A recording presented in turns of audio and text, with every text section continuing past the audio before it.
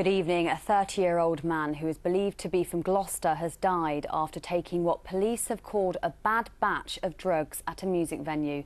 5 other people were also taken to hospital after taking the drug that's thought to be ecstasy at the Warehouse project in Manchester last night. The message has got to be, whatever it is, you are really dicing with death when you take this stuff. You don't know what it is, and we've got 2 incidents where someone's been seriously ill. In one case, someone's died, so it really isn't worth the risk. More than 1,000 people have taken part in a mass walk in Bristol today. It's to raise awareness and money for an Alzheimer's disease charity. As Rob Murphy reports, many of the people who participated have relatives with the condition. Maybe the samba music was a bit ambitious in the brizzle drizzle, but a bit of rain wasn't stopping these walkers. Many of them, like Sandra White, had lost a loved one to Alzheimer's. Her mother died in June. She'd had the illness for 6 years. It's very heartbreaking to see how she used to be and to see what she was turning into, and to know that she was going to die of it as well. It was heartbreaking. Arthur Cox died on Christmas Day last year after 17 years with the illness. I think it was more frustrating because he kept asking questions and you'd answer, and then maybe a couple of minutes later he'd ask you the same question and not understanding it.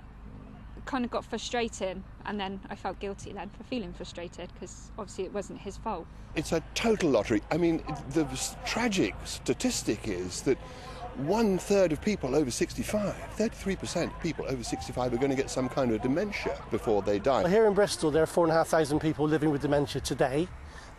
Nationally, we're looking at about 800,000 people with dementia. It's a tidal wave, and we're doing our very best to hold that tidal wave back and to help the people who really need help. But it's days like today which enable us to do that.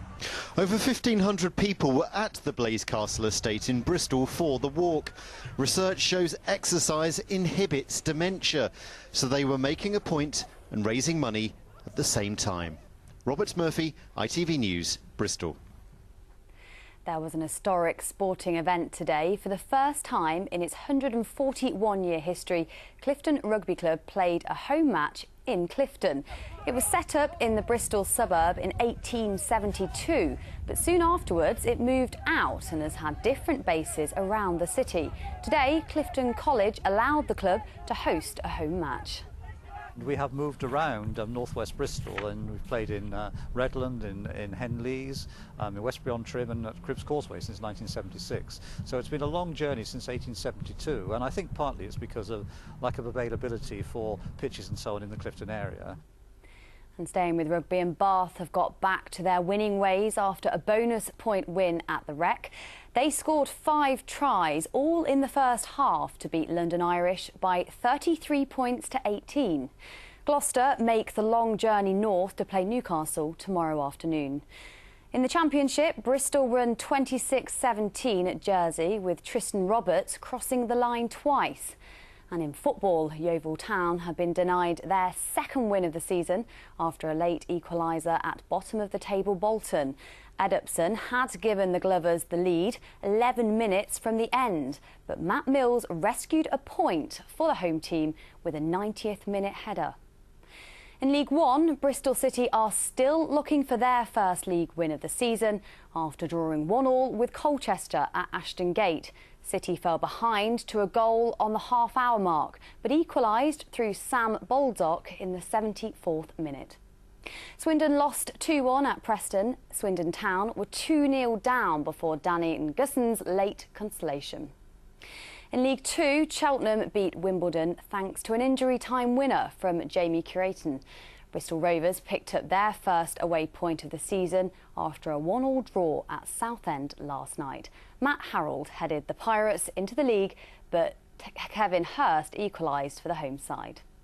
And there's a big match in women's football tomorrow. Bristol Academy travel to Liverpool, with the winners of the game being crowned Super League champions. Kick-off is at 2 o'clock. Good luck to all of them. Now let's see what the weather has in store for the rest of the weekend for us. Here's Peter Griffin with the forecast.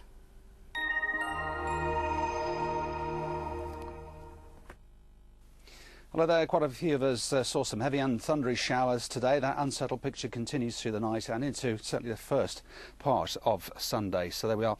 Further heavy showers to come overnight. A gusting wind around those showers as well. Temperature is quite muggy tonight, about 11 to 13.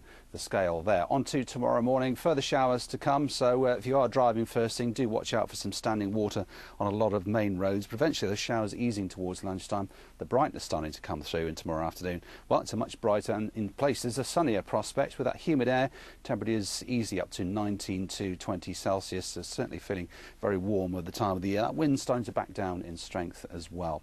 As for the next few days, well, I'm afraid there's more heavy showers on the way, particularly through Monday and Tuesday. A gusting wind returns on Wednesday, but a brighter prospect then as well. That's your weather for the weekend.